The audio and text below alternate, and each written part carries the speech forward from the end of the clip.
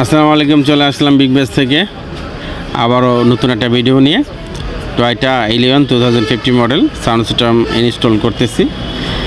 Install করার আগে actually দরজায় ডোর স্পিকার লাগাবো খুব হাই পাওয়ারের, এই জন্য আগে দরজায় ডাম্পিংটা করে নিচ্ছি, কারণ সাউন্ড প্রপার পেতে হলে আপনার ডাম্পিং অতি জরুরি।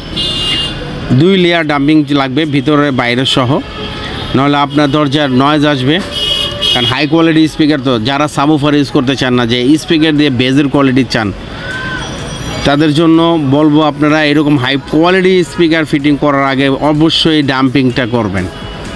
ডাম্পিংটা করলে কী হবে, আপনার গাড়ির ভিতরে প্রপার সাউন্ডটা পাবেন, কোনো রকম নয়েজ পাবেন না, কোনো প্যাড ঝেরঝের করবে না, ফ্যার করবে না। ঠিক আছে, ওয়াটার গার্ড লাগানো আছে ভিতরে। তারপর আপনার 4 দরজায় ডাম্পিং করা হয়েছে।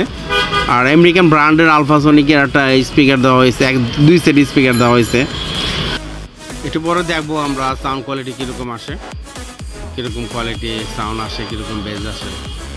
মোবাইলে তো ওরকমভাবে ধারণ করা যায় না, তারপর যতটুকু বোঝা যায় আর কি। তা চলেন দেখি সাউন্ডটা কীরকম।